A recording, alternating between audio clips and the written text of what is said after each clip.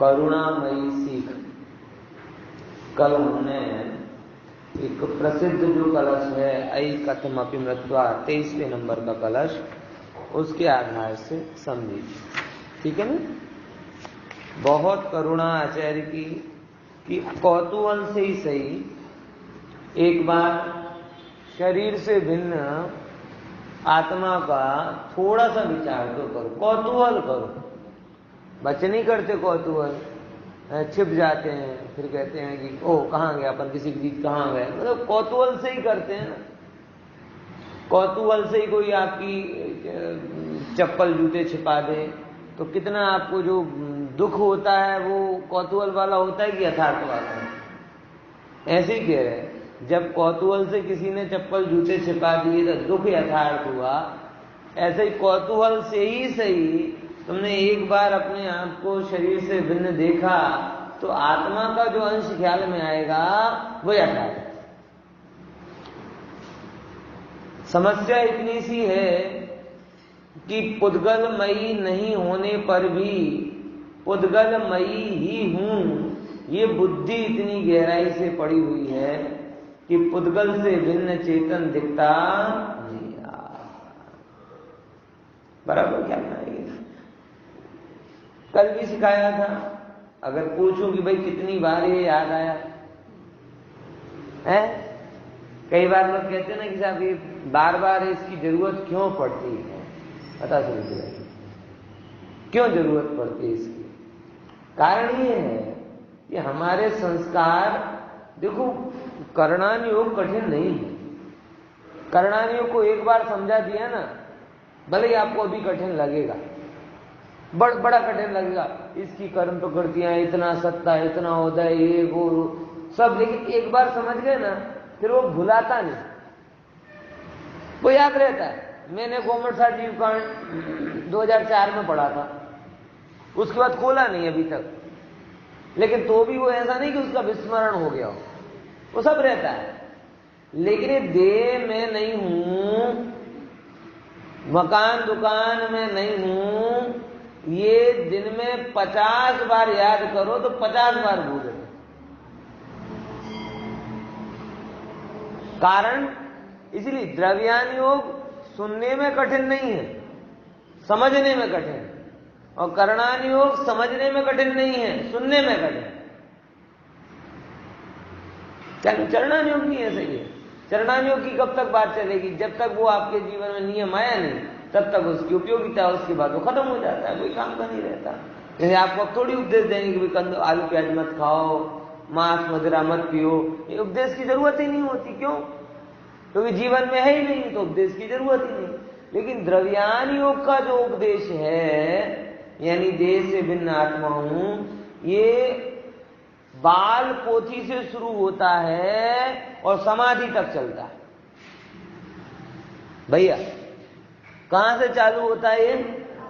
बाल पोथी से हम पढ़ाते हैं बच्चों को, ऊंचू आत्मा शरीर અને आत्मा બંને ભિન્ન ભિન્ન છે, મારામાં જ્ઞાન છે એમાં જ્ઞાન નથી, કંઈ જાણતો નથી. આ પહેલો ચેપ્ટર બાલપોથી, અને ત્યાંથી લઈને ક્યાં સુધી?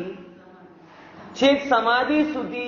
જ્યારે તમારી સમાધિ થતી હશે એ સમય પણ જે તમારા નિર્યાપક આચાર્ય હશે તમને એ શિખામણ આપતા હશે, કઈ કે ભાઈ આ શરીર તું નથી, આ પરિવાર તું નથી. તો આવું કેવું ઉપદેશ कि जो बाल पोथी थी लईने छेक सुधी चाले,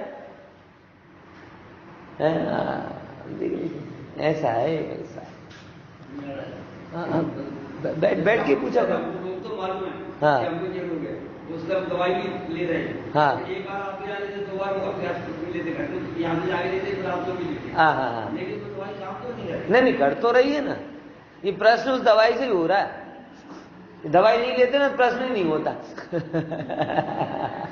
तो दवाई उतर रही। हाँ देख उतर रही है अंदर। देखो ये मैं वही कहता हूँ, कोई भी चीज आती कैसे आपके जीवन में? पहले नंबर विचार के रूप में आती, फिर वो धीरे धीरे इच्छा के रूप में बदलता है, फिर इच्छा से इच्छा शक्ति आती है, इच्छा शक्ति से फिर पुरुषार्थ होते हैं, और फिर पुरुषार्थ से प्राप्ति होती है। अभी बहुत कमी है, सवाल ही नहीं। अनादि के संस्कार आपके हमारे प्रबल पुरुषार्थ के बिना एक झटके से नहीं जाते, और अगर मात्र इतना सुनने से सम्यक दर्शन हो गया होता तो हमारी औकात क्या है? हम तो सर्वज्ञ का सुना है। बात समझ में आई कि नहीं आई? किसकी बात का? ये जो आप सोचो, बार बार इस बात को थोड़ा गंभीरता से समझो कि जिस चीज के सामने हम खड़े हैं वो आचार्यों की वाणी के बावजूद भी जीवित रही है हमारे अंदर में। सुनती भाई, जिस चीज का निवारण करने के लिए हम प्रयासरत हैं वो चीज इतने हल्के में मत लो। वो आचार्यों मुनियों की वाणी सुन के भी हमारे अंदर में जीवित रही। मतलब ऐसा क्या हमने बचा लिया अपने अंदर में कि आचार्यों की वाणी निष्फल हो गई है? हाँ, देखो उसमें दो बातें हैं ना। बेंसी वचनामृत में बहुत अच्छी बातें कही है कि कार्य अपवाद मार्ग से भी होता है और उत्सर्ग मार्ग से भी होता है। वो एक झटके में हो गई है, ये अपवादिक नियम है। ये नहीं कह रहे कि नहीं होता, हो सकता है। नहीं, शुरू के संस्कार ना भी हो, नित्य निगोद से निकले और तुरंत जिनवाणी सुने और मोक्ष से चला जाए, संस्कार कुछ बीच में नहीं आए, भरत चक्रवर्ती के पुत्रों के जैसा, ऐसा भी हो सकता है। मैं क्या कह रहा हूं समझो, अपवाद मार्ग नहीं होता ऐसा नहीं कह रहे, मगर अपवाद मार्ग का अनुसरण करना चाहिए ऐसा भी नहीं कह रहे। इसके लिए हमेशा मैं दृष्टांत देता हूं कि किसी की लॉटरी लग जाए और लॉटरी लगने से वो अचानक करोड़पति बन जाए तो हम सब का धंधा पानी छोड़कर लॉटरी का टिकट खरीदने लगेंगे हैं? हम तो जो उपाय करते वही करेंगे। हाँ, कोई लॉटरी से करोड़पति हो जाता हो इसका निषेध नहीं है। ऐसे ही कोई एक झटके से संगति हो जाए, उन जीवों की बातें अलग होती है। वो प्रबल सत्व वाले होते हैं, योग्यता बड़ी प्रबल होती है उनकी। ऐसे जीवों को अपवाद मार्ग से कार्य होता हुआ देखा। लेकिन बाकी के अनंत जीवों को अगर आप देखोगे तो कौन कैसे करोड़पति बने? तो अभी सुनती भाई बताएंगे कि हमारे गांव के सब लोग आए थे, ऐसे ही छोटी छोटी दुकान करी, मेहनत करी, ऐसे कर करके सब संपन्न हो गए, सुखी हो गए। आपकी भाषा में आपकी भाषा में, हमारी भाषा में तो नहीं हुई, हमें तो ये शब्द ही पसंद नहीं। अगर मैं गुजराती व्याकरण का नियमों को सबसे पहले शब्द को हटाता और ना ये जो सुखी शब्द है ना, इस शब्द को ही हटा देना। ओह प्रभु, परिग्रह वाले सुखी हैं तो मुनिराज क्या दुखी हैं? लेकिन ऐसे तो समझना, सामान्य लोगों ने जो दो प्रकार से कि सामान्य लोग कैसे ही हुए संपन्न, ऐसे अनेक अगर एक दो ऐसे अपवाद मार्ग से सिद्ध हो गए तो अनेकों जीव राजमार्ग से हुए। और राजमार्ग कौन सा है? यही निरंतर चिंतन करे, मनन करे, विचार करे, थोड़ी शक्ति बढ़े फिर और शक्ति बढ़े, अधिकतर ऐसे ही ठीक होते। और हमेशा उपदेश किसका दिया जाता है? अपवाद मार्ग का ज्ञान होना चाहिए।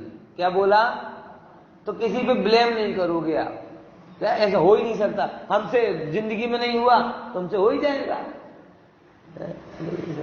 तो आप ब्लेम नहीं करोगे उसके। अपवाद मार्ग का ज्ञान होगा ना तो पता नहीं। जैसे मैं क्या कहते हैं, एक हमारे सब सिलवानी में था ना, तो अगर गांव के लोग बहुत सीमित कूप मेंढक जैसे होते हैं कई उसमें। अब मैं 20 साल 18-19 साल का हो गया, एक बात हुई तो एक अंकल थे 55-60 साल के हैं, कभी गांव से बाहर नहीं निकले बराबर। और ऐसी कोई बात आई, अरे तुम अभी बच्चे हो, हम 60 साल के हो गए हम 60 साल के हो गए। तो मैंने उस टाइम मुझे थोड़ा क्रोध आया, तब वो थी टीनेज भी थी तो क्रोध भी जल्दी आ जाता था, लेकिन तो भी विवेक रखा मैंने कहा कि अंकल आप 60 साल से 60 किलोमीटर से बाहर नहीं गए समझ आया? और 20 साल में आधा भारत घूम चुका हूं समझे? तो अपवाद मार्ग का ज्ञान होना चाहिए। ये बात सही है कि 60 साल में अनुभव बढ़ता है, लेकिन आपको ये भी पता होना चाहिए कि अगर कोई अपने जीवन को इस तरीके से जिए तो कम उम्र में भी अनुभववान हो जाता है। अपवाद मार्ग का ज्ञान होना चाहिए जिससे आप किसी पे ब्लेम नहीं करो, लेकिन अनुसरण किसका होना चाहिए? राजमार्ग। तो ये जो हम कर रहे हैं ना, ये अनुसरण है, ये राजमार्ग। अब आपने वो बात छेड़ी है, मुझे भी लेना भी था उस कलश को। बनारसी दास जी ने राजमार्ग एक बार और बताया। बनारसी दास जी ने जो कलश अपने वो पद लिखे ना, सुंदर सुंदर पद है, उनमें एक ये 24वें नंबर का पद है, जीव द्वार का, बड़ा अच्छा है। इसमें तो आएगा नहीं, मैं बोलता हूं, आप मतलब क्या करना चाहिए, सीख क्या करनी चाहिए, वो उन्होंने बताई है। देखो, पहले मैं पढ़ देता हूं, ज्यादा विस्तार नहीं करूंगा क्योंकि आपके पास वो पद नहीं होगा, इसीलिए वो आपको अर्थ में सर सुनना, भावों को समझना। बनारसी कहे भैया बग सुनो मेरी सीख, केहू भांति कैसा हूं को ऐसो काज कीजिए। एक ही मुहूर्त मिथ्यात्व को भी ध्वंस होई, ज्ञान को जगाई अंश हंस खोज लीजिए। बाही को विचार बाको ध्यान यह कौतूहल, यो ही भरी जन्म परम रस पीजिए। तजी भव वास को विलास सविकार रूप, अंत करी मोह को अनंत काल जीजिए। नहीं मिलेगा विनोद भाई उसमें, इसमें समय सा नाटक। हाँ, अभी सुनो, इसके मर्म को समझना। बनारसी कहें भैया भव्य, कितनी अच्छी बात बोली, भव्य भैया, क्योंकि उन्हें पता है ये प्रवचन सुनने वाला भव्य है, क्योंकि भव्य नहीं होवे तो ये भाव नहीं होवे सुने। आत्मा और शरीर की भिन्नता का भाव भव्य को ही होता है। ये आत्मा और शरीर भिन्न, देखो बाकी क्षयोपशमिक ज्ञान अभव्य को भी हो जाता है। अरे यहां तक कि बाहर का उत्कृष्ट चारित्र भी अभव्य को हो जाता है, पता है आपको? अभव्य जीव होता है ना, अभव्य जीव, वो अभव्य जीव ग्रेवियर तक भी चला जाता है। अभव्य है, ग्रेवियर तक जा रहा है, मतलब बाहर में चार, क्योंकि 12वें स्वर्ग से ऊपर व्रति ही जाते, 16वें स्वर्ग तक देशव्रति और 16वें स्वर्ग के ऊपर महाव्रति बाहर में, क्योंकि इतना पुण्य का संचय व्रत पालन करने पर ही होता है। ऐसा समझ में आया? अब अभव्य है, ग्रेवियर तक जा रहा है, यानी बाहर का बड़ा जोरदार चारित्र पालन उसमें, जो कपट वाला नहीं, कपट वाला नहीं, अच्छा चारित्र पालन किया होगा, लेकिन उसके बावजूद भी देह भिन्न है, आत्मा भिन्न है, ये बात का 100% स्वीकार नहीं है। भव्य होता है उसको ही देह भिन्न और आत्मा भिन्न का स्वीकार आता है। अभव्य को बाहर का क्षोभसम बढ़ जाएगा, अभव्य को बाहर की क्रिया सुधर जाएगी, लेकिन भीने हृदय पूर्वक आत्मा और शरीर की भिन्नता का भान मात्र भव्य को होता है। आ रही कि नहीं आ रही बात समझ? और मुझे ये बहुत पक्का हो गया है, मतलब ऐसा कच्चा इसका श्रद्धा नहीं, क्योंकि मैंने बड़ी गहराई से सब देखा है। बड़े बड़े विद्वानों को भी, डॉक्टर प्रोफेसर को भी देखा है, व्रतियों को भी देखा है, जो अपने अपने क्षेत्र में निष्णात हैं। विद्वान है तो अच्छे सब चीजों के ज्ञाता हैं, बराबर, मगर ये व्रती हैं तो सब अपने रूटीन जो भी कर्तव्य अच्छे से पालन कर रहे हैं, लेकिन भेद ज्ञान की भावना नहीं दिखती, अपने अंश को नहीं खोजते। वो कैसे भी करके जो उनको परंपरा से प्राप्त हुआ या किसी ने जो बोला ऐसा करना है तो कर लिया, समझ में आ रहा है? समझ में आ रही?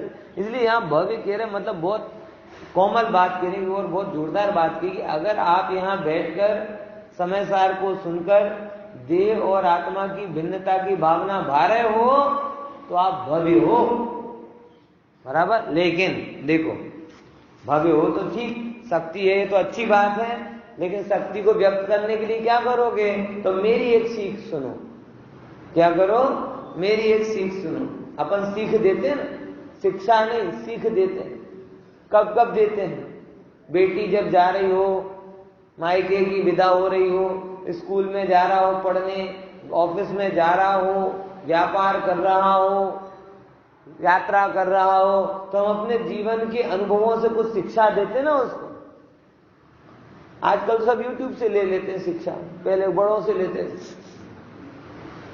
आजकल के काका તમે રહેવાનો ને ખબર છે બધું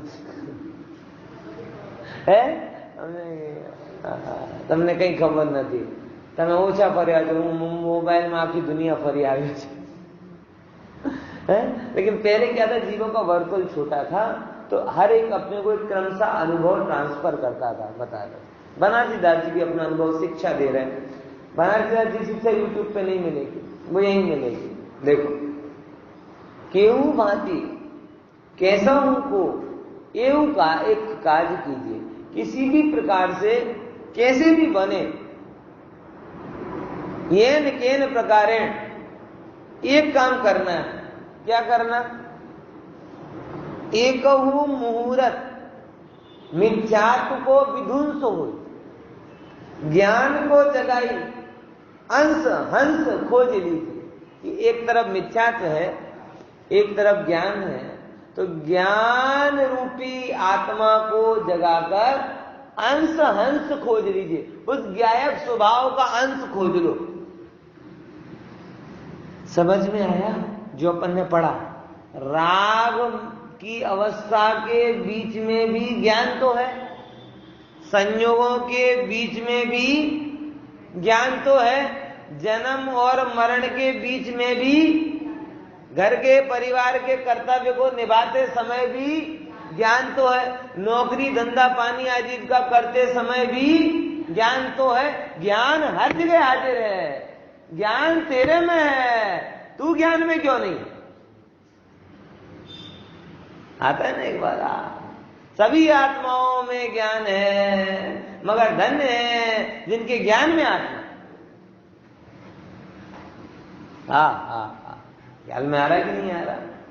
ज्ञान का अंश खोजो, वो अंश तुम्हें अंशी यानी आत्मा तक पहुंचाएगा। देखो, ज्ञान को जगाई अंश हंस खोज लीजिए। अब क्या कहते हैं? अब उसकी जो आप कह रहे हैं ना कि कैसे होगा कैसे होगा, 2 लाइन में उपाय बता रहे हैं, और वो 2 लाइन आपको जीवन में जीवन भर याद रखनी है। कौन सी? बाही को विचार, बाको ध्यान, यह कौतूहल, यो ही भरी जन्म परम रस पीजिए। 2 लाइन में जीवन भर का काम दे दिया। क्या बोला फिर से? बाही को विचार, वाको ध्यान, यह कौतूहल, यो ही भरी जन्म परम रस पीजिए। किसका विचार करना है? बाही को मतलब देश से भिन्न आत्मा का, बाही को विचार। ध्यान किसका करना है? बाको ध्यान मतलब किसका? बाको मतलब समझ रहे ना, एनो तेनो है आत्मा का। किसका ध्यान करना? आत्मा का विचार करो, आत्मा का ध्यान करो। अरे कौतूहल में कभी चर्चा करो तो भी आत्मा की करो। समझ में आया कि नहीं आया? अब इसके लिए आत्मा का विचार करने के लिए आप क्या करोगे? मैं आत्मा हूं, मैं ऐसे नहीं। जिनवाणी को पढ़ो। देखो, आप एक चीज को समझना, हमारा जो भी विचार है ना, कोई हमारा विचार कोई अलग से नहीं आता। जो हमने जानकारियां इकट्ठी की हैं, हमारा विचार उससे बनता है। इससे कोई अलग बात है क्या? अब देखो, मैं बड़े सिंपल सरल से एग्जाम्पल देता हूं। 7-8 साल पहले के जब मेरे आप प्रवचन सुनते होंगे, तो उसमें एग्जाम, पढ़ाई, इसके दृष्टांत बहुत आते थे। आप सुनते हो तो बच्चों के आते, है, ये कैसे बदल गया? मैं दृष्टांत कोई सोच के तो आता नहीं हूं, दृष्टांत तो तैरते हुए जाते हैं। कैसे आ जाते हैं? जब पढ़ता लिखता था तो उसके विचार आ जाते थे।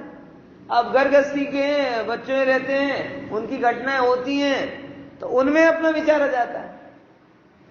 बराबर, जैसे अवस्था संयोग बदलेंगी, जो जानकारी आपके चारे बाजू आएंगी, वो जानकारियों से आपके विचार बन जाते हैं। वो विचार तो विचार रहता है, विचार आत्मलक्षी की परलक्षी, ये दिशा आपको देनी रहती है। इतना मेरे जीवन में रहा है। सब शुरुआत, कोई भी घटना घटे, संयोग हो, वियोग हो, शुभ प्रसंग हो या जगत में जिसे अशुभ प्रसंग कहा जाता है वो हो, पढ़ना लिखना हो या गृहस्थी का पचड़ा हो, कुछ भी हो, उसमें जो सब चीजें हैं ना, वो आत्मान्मुखी डाइवर्ट हो जाती है। मुझे सब चीजें उसमें आत्मा दिखता है। कुछ भी चीज हो उससे पुष्ट समयसार हो जाता है। हर चीज मुझे समयसार का दृष्टांत लगती है, इसलिए आपसे कह देता हूं। मेरे जो भी मेरे दृष्टांत हैं वो मेरे जीवन से निकलते हैं, और वही मेरा सबसे बड़ा स्वाध्याय है। समझना है? और ये कला जब आप सीखने लग जाओगे, तब आपकी जो कहना सच्ची, जो बनारसी दास जी कहना चाह रहा है, बाही को विचार, बा को ध्यान, वह कौतूहल, अने ये कब तक करना है? यो ही भरी जन्म परम रस पीजिए। इसी को भर भर कर कब तक पीते जाओ? जन्म मतलब परम रस, इसी के चिंतन में डूबे रहो, डूबे रहो, डूबे रहो, परम रस पीजिए। ये एक आज्ञा है। ये कोई एक बार का पोलियो की दवाई नहीं है तो जीवन में एक बार पी ली है, समझ आया कि नहीं है? ये क्या है?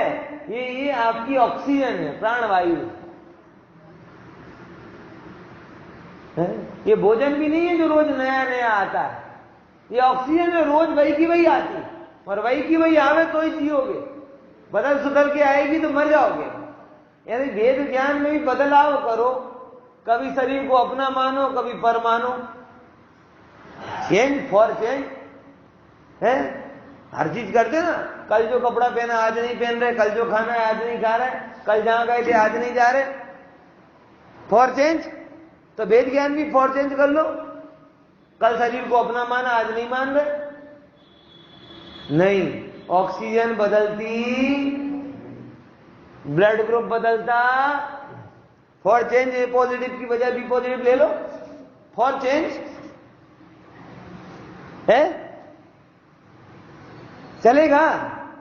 फॉर चेंज दवा बदल लो, अच्छी खासी दवा काम कर रही हो, अब क्या करो? शू ये नहीं, ये दवा लीली लीली दवा, कह रहे काली लो, कह रहे पीली लो, कह रहे धौड़ी लो।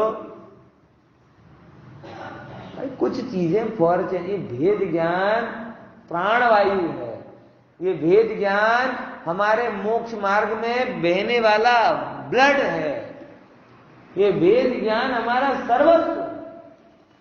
इसी को बार बार पीना। द्वादशांग मत लोगे तो भी वेद ज्ञान निकलेगा, और समयसार पढ़ोगे तो भी वेद ज्ञान निकलेगा, और ये भी नहीं समझ सकते तो भी हम कहेंगे वेद ज्ञान तो करो ही। मुझसे बूती जी जैसा शरीर भिन्न ना हो, दाल भिन्न ना छिलका भिन्न, ऐसे आत्मा भिन्न शरीर भिन्न। आ रही कि नहीं आ रही बात समझ?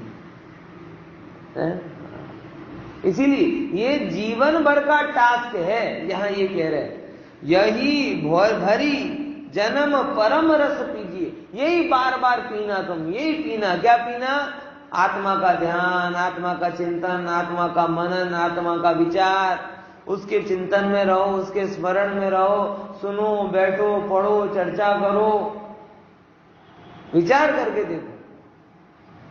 सोनगढ़ में सैकड़ों ऐसे लोग थे जो गुरुदेव के शंखनाद को सुनकर सब छोड़कर आत्मकल्याण के लिए इकट्ठा हो जाते थे।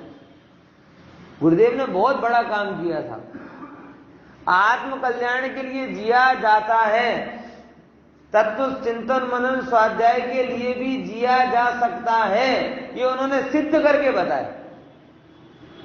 बाकी लोग या तो घर परिवार के लिए जीते थे और घर परिवार छोड़ देते थे तो समाज का झंझट जाता था।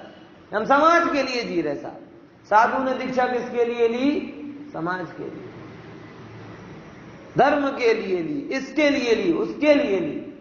ओहो प्रभु, किसी के लिए नहीं, अपने लिए, आत्महित के लिए भी जिया जा सकता है। ये गुरुदेव ने सिद्ध किया और उनके प्रभावना योग में सैकड़ों लोगों ने ऐसा जीवन जिया और जी रहे हैं।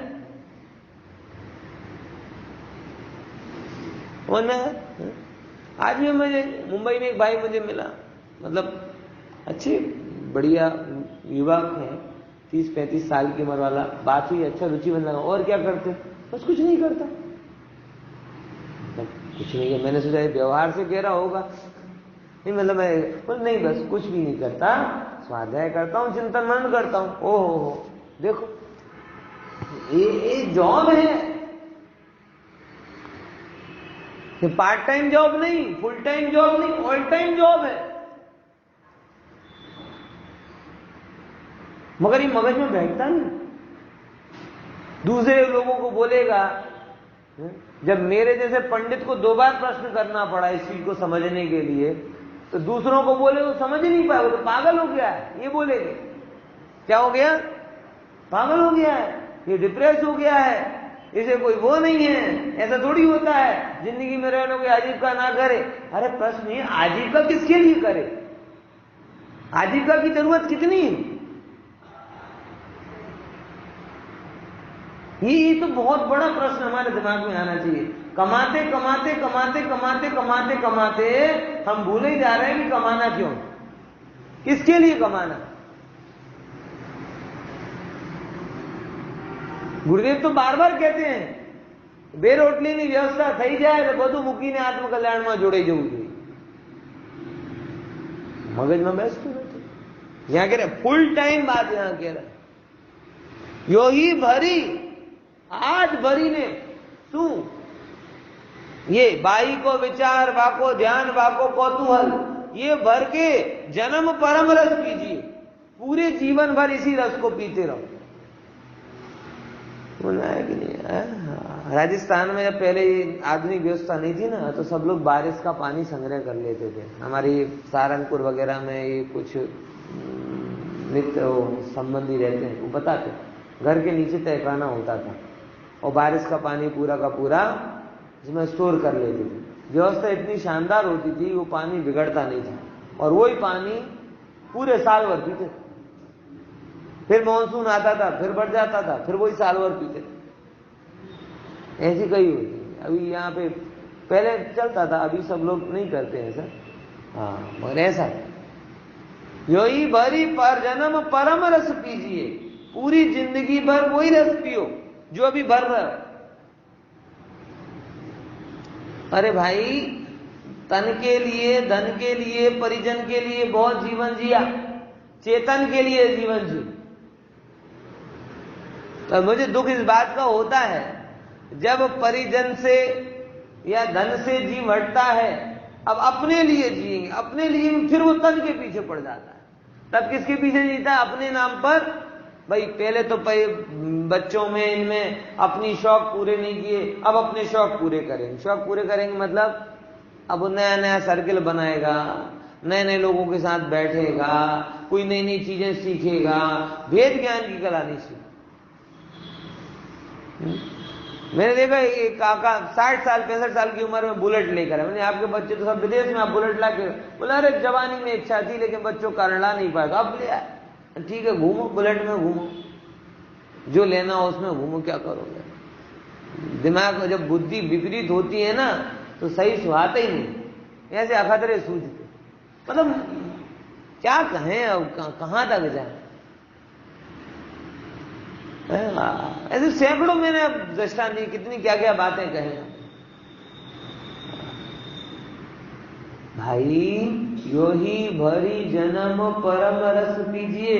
और फिर क्या कहते हैं, बहुत सुंदर लाइन लिखी, इससे क्या होगा?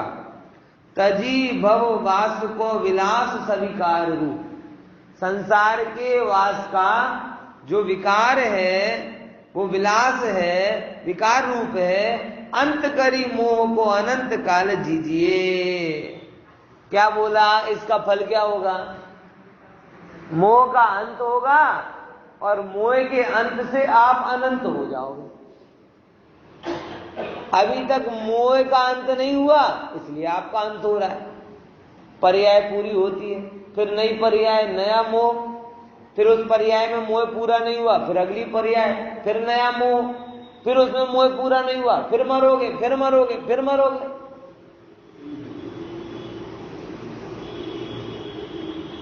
यहां बनाटीदास जी कह रहे हैं, अंत करी मोह को अनंत काल जीजिए। इस मोह का अंत करके कौन सी दशा को प्राप्त करो? अनंत काल, अनंत काल, अनंत काल जियो, चिरंजीवी हो, आयुष्मान हो। कैसे? इस जड़ के बल से कोई नहीं हो पाया। सब आशीर्वाद शरीर में घुस जाते हैं। चिरंजीवी, आयुष्मान, शतायु, दीर्घायु सब जड़ है, धूल है। जियोगे तो कैसे जियोगे इसके साथ में? इसको भूलकर चैतन्य में निवेश कर जाओ तो अनंत काल जी जाओ। इसका कोई ठिकाना नहीं है साहब। जड़ में बल नहीं है, चेतन में बल है। मैं गया था ना 2007 नहीं 17-18 में गया था मांगी तुंगी। अपने अनिल भाई भी साथ में गए थे। तो मांगी तुंगी की यात्रा कर रहा था। हमारे एमपी के करीबन अच्छी यात्रा है, वंदना अच्छी है मांगी तुंगी की भी, खड़ी यात्रा है। 80 साल के दादा दादी थे, 80-85 साल के बराबर, और खूब आराम से चले जा रहे बड़े आराम से, और हमसे जल्दी चल रहे हैं। और मुझे बड़ा भाव हुआ उनकी सामर्थ्य को देखकर, उनके उत्साह को देखकर। उन्होंने बहुत अच्छी बात कही थी, मुझे याद है। इसका तो बल नहीं है भैया, ये तो हाड़ मास, इसमें क्या बल? आत्मा का बल है हमारे पास। क्या बोला? सच में उनको लिटरली, और स्वाभाविक सी बात है, 80 साल में शरीर में तो सामर्थ्य नहीं हो सकती, लेकिन उसकी यात्रा कर रहे थे तो किसके बल से कर रहे थे? देखो, ये मांगी तुंगी की यात्रा में आत्मबल फिर भी व्यक्त हो जाता है, लेकिन मोह की यात्रा, मोक्ष की यात्रा में मोह के अभाव में मात्र आत्मबल ही काम करता है। आत्मबली ही बली है, बाकी तो सब खलबली।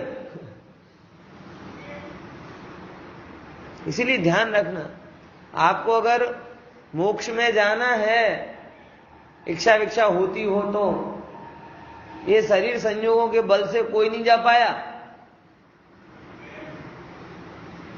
ध्यान से समझ लेना, ये सारे शरीर संयोग यहीं पिटारे में रखे रह जाते। ना पैसा काम आएगा, ना शरीर काम आएगा, ना संयोग काम आएगा। जो काम आएगा वो क्या? आपका आत्मा।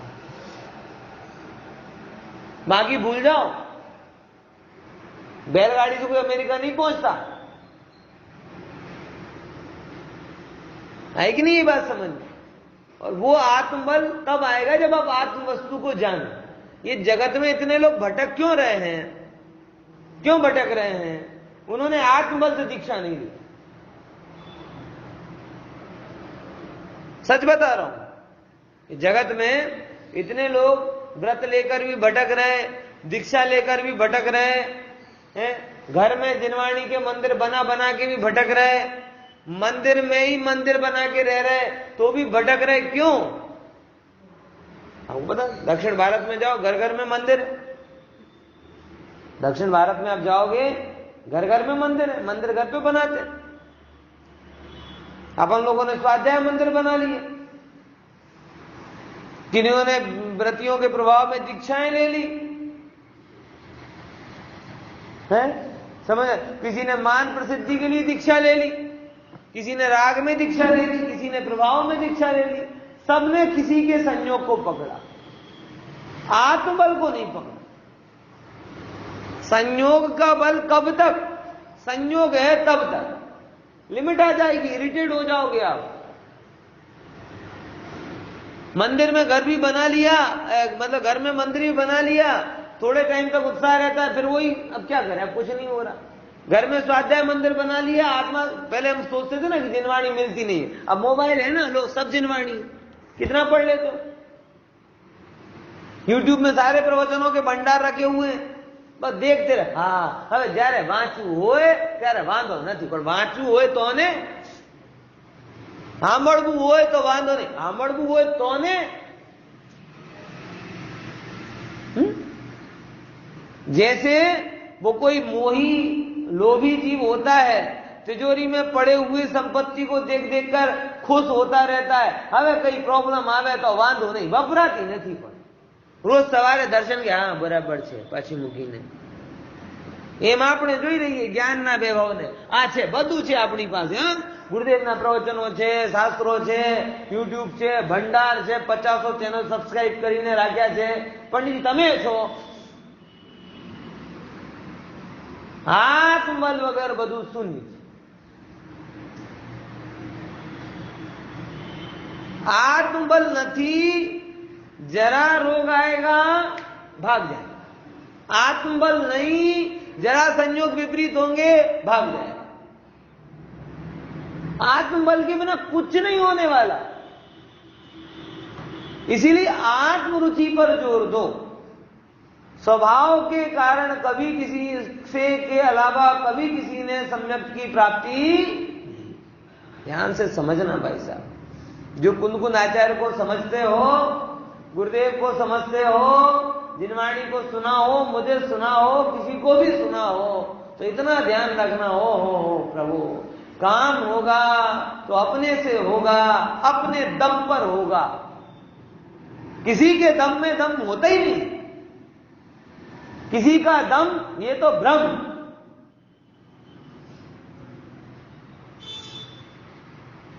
समझ में आया? किसी का दम लग जाएगा ये तो भ्रम है। किसी के दम से होता तो ये जगत कब का मोक्ष में होता, क्योंकि महापुरुषों ने, तीर्थंकर भगवंतों की करुणा तो इतनी थी कि एक भी जीव संसार में रखड़े नहीं। ये अनंत तीर्थंकर हो गए और सबने इतनी करुणा की, एक भी जीव संसार में नहीं रखड़े, सब कहां पहुंच जाए, मोक्ष में पहुंच जाए। लेकिन जिनको अपनी महत्ता रखनी है वो ऐसा नहीं कहते अपने दम से काम होगा, वो ये कहते तुम हमारे पास आ जाओ, चिंता मत करो, हम निपटा देंगे तुम्हें। मतलब उन्होंने साधना केंद्र नहीं खोले, मैरिज ब्यूरो खोली, क्या जाओ हम तुम्हारा मेल करवा देंगे। अरे भाई, आत्मा की रुचि से ही आत्मानुभूति होती है, और आत्मानुभूति से अनंत काल आत्मा, ठीक है ना, अंत करी मोह को अनंत काल दीजिए, ये बात तब आएगी। अब ये आप रोज विचारना, धंधा पानी करते हो रोज विचारते हो कितना आया। अब आपको ये विचार करना है रोज कि कितनी रुचि बढ़ी। भैया आप प्रश्न करते कितनी रुचि बढ़ी, ये उपाय है। कितना समर्पण बढ़ा, कितना पुरुषार्थ बढ़ा, कितना भेद ज्ञान बढ़ा, कितना पति रिवर्स कहो तो कषायों का वेग कितना घटा, भोगों का आवेग कितना घटा, धन की रुचि कितनी घटी, आत्मा की रुचि कितनी बढ़ी, ये रोज का सरवाड़ा लगाना।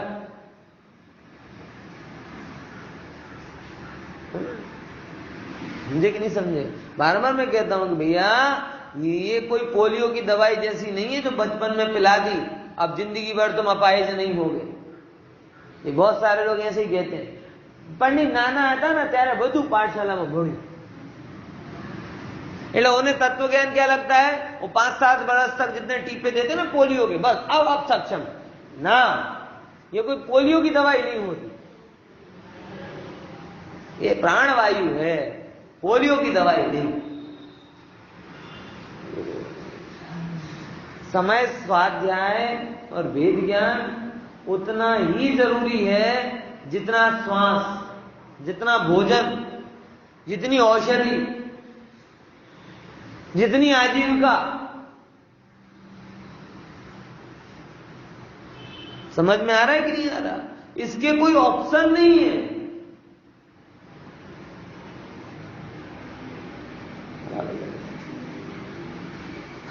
वही बात है, लेकिन हम तो कहते हैं बाद में फिर सब बातें वो संसारिक हावी हो जाती हैं, सब भूल जाते हैं।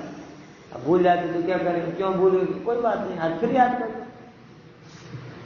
काम तो यही करना है ना भैया, काम तो यही करना है, दूसरा कुछ नहीं है। ठीक है ना? तो बनारस दास जी की शिक्षा ख्याल में एक बार फिर से मैं पढ़ता हूं, बहुत अच्छी है।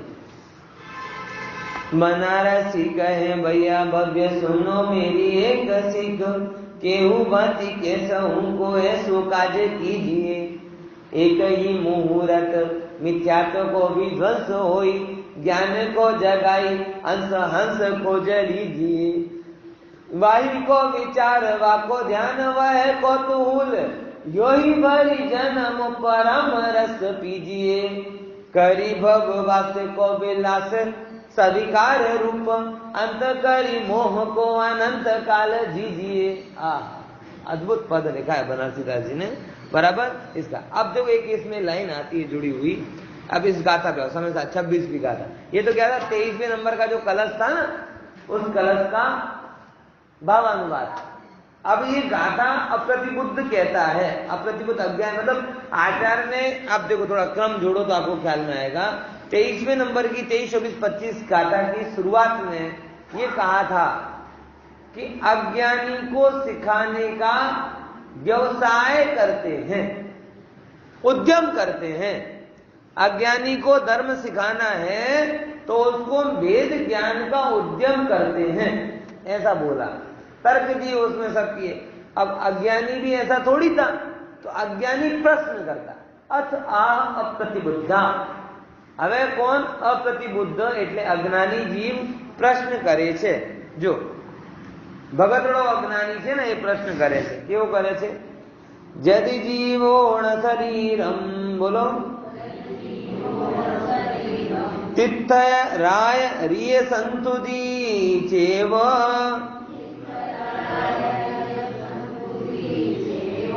સબ્બાવિહવધિમિચ્છા तेण दुआदाहवधि देहो। वाचो।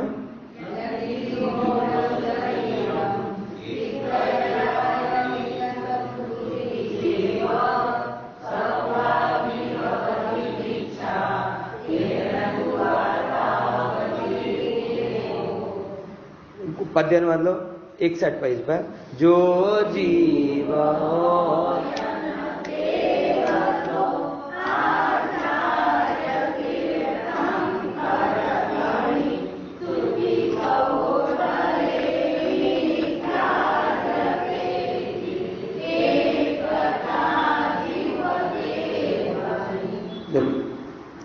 यदि जीवोण शरीरम, क्या कहते हैं आचार्य? मतलब अज्ञानी कहता है। अपन ने पहली गाथाओं में क्या किया, वेद ज्ञान पढ़ा ना, तब वो कहते हैं यदि जीव शरीर नहीं है तो, यदि जीवो न शरीरम, कि जीव शरीर नहीं है तो, मतलब वो अभी मानने को तैयार नहीं हो रहा कि जीव और आत्मा भिन्न भिन्न है। जीव और आत्मा को अभिन्न मान रहा है अब, लेकिन संसार का तर्क नहीं देता। भगतड़ा जीव इसलिए धर्म का तर्क देता है। क्या कहता है कि तित्थ राय रिय संतुति चेव, कि तीर्थंकरों की स्तुति जो है ना आचार्यों के द्वारा की गई है, सब्बा भी अवधि इच्छा, सब इच्छा हो जाएगी।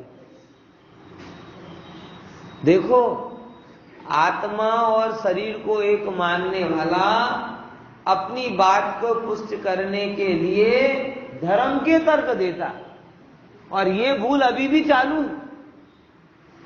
अरे साहब, आप अगर क्या कहते हैं, ये धन की इंपॉर्टेंस नहीं कहोगे तो फिर दान कहां से देंगे? हम तो दान देने के लिए धन कमाते हैं। समाज का, सब लोग समाज का काम करने लगे, वो छोड़ देंगे तो सब कैसे चलेंगे? इसीलिए हम समाज का काम करते। ये जितने भी लोग धर्म के तर्क दे देकर स्वीकृति लेते हैं, वो पाप की प्रवृत्ति ज्यादा करते हैं, धर्म की कम करते हैं, स्वीकृति धर्म के नाम पर लेते हैं और पोषण पापों का करते हैं। आई कि नहीं बस ये भी यही कर रहा है। अभी ये कहलवा लेगा, कहलवाना चाहता है कि शरीर और आत्मा एक है। क्यों? क्योंकि आचार्यों ने तीर्थंकरों की स्तुति की, उसने भी शरीर की है। तो अगर वो शरीर की स्तुति कर रहे हैं तो आत्मा की स्तुति हुई, मतलब आत्मा और शरीर एक है। तो फिर जो आप कह रहे हो कि दोनों भिन्न भिन्न, ये बात खंडित हो जाती है। तेण तू आधा अवधि देही, कि आत्मा ही क्या है? देह है, देही क्या है? आत्मा है। और ऐसा नहीं कि ऐसी स्तुति नहीं। भक्तामृत स्रोत में कई पद ऐसे हैं। 12वें नंबर का पद देखो, यही शांत राग रुचि परमाणु विश्व निर्मापित स्वरूप नहीं। 13वें मतलब कई पद ऐसे हैं। अपन हिंदी में भी पढ़ते हैं, निरखी निरखी मनहर मूरत तोरियो जिनंदा है, 2 गोरे 2 सांवले 2 हरियल 2 लाल 16 कंचन वर्ण मैं बंधु थी काल। ऐसे आप पढ़ोगे ना तो हजारों जगह आपको ये प्रमाण मिलेंगे कि जहां पे तीर्थंकर की स्तुति किसके रूप में की गई है? शरीर के रूप में। देखना भक्तांबर में 8-1 साल पहले जब मैंने वो 8-9 साल पहले जब मैंने भक्तामस्तुत अष्टानिका में लिया था, तब ये प्रश्न भी आप लोगों के दिए थे कि इसमें कितने पद शरीर की स्तुति के नाम पर हैं, कितने पद संयोग की स्तुति के नाम पर हैं, कितने पद नाम के आधारित हैं, कितने पद प्रातिहार्य से संबंधित हैं। ऐसे करके क्लासिफिकेशन है। कितने सारे पद ऐसे हैं जो शरीर पे पूरा खूब चलता है। पूजन में अपन देखते हैं तो कितना अच्छा लगता है कि आपकी चेहरा ऐसा है, ना आपका मुख मंडल ऐसा है, ना आपके हाथ ऐसे हैं, ना आपका वर्ण ऐसा है, ना आपका रक्त ऐसा है, ना आपकी हड्डी ऐसी है, ना आपका ये सब क्या है। जन्म के अतिशय देख लो, जो कहते हैं ना भगवान के बहुत महिमा आती, भगवान का रक्त सफेद है, सफेद हो चाहे लाल हो, क्या फर्क पड़ता है? नहीं नहीं, हम सबका लाल उनका सफेद। अरे स्टारफिश का नीला होता है तो क्या स्टारफिश महान हो गई? अरे उनको पसीना नहीं आता, अरे पसीना नहीं आना तो बीमारी का भी चिन्ह, क्या वो महान हो गया? विचारो, ये लोगों ने अतिशयों को, शरीर के अतिशयों को भगवान मान लिया। आज भी ये अतिशयों का इतना ज्यादा प्रभाव है कि किसी के यहां पर अगर प्रतिमा पे जल की 2 बूंदे आ जाए ना, अरे साहब चमत्कारी प्रतिमा, चमत्कारी प्रतिमा, भगवान का अभिषेक खुद ब खुद हो रहा है। ओ भीड़ बढ़ जाती लोगों की। समझ में आया? तो वो ये सब बातें यहां कह रहे हैं कि ये जो अज्ञानी अप्रतिबुद्ध है ना, वो अज्ञानी अप्रतिबुद्ध कह रहा है कि देखो आप शरीर और आत्मा की ज्यादा भिन्नता की बातें मत करो, क्योंकि शरीर और आत्मा को अगर आपने सर्वथा भिन्न कह दिया तो ये आचार्यों ने तीर्थंकरों की स्तुति की है, मानसुंग आचार्य झूठे हो जाएंगे, कल्याण मंदिर के कर्ता ये क्या कहते कुमुद नंदी आचार्य झूठे हो जाएंगे, सब झूठे हो जाएंगे। तो क्या समाधान इसका है ये अपन कल पढ़ेंगे। 27वीं गाथा में इसका है।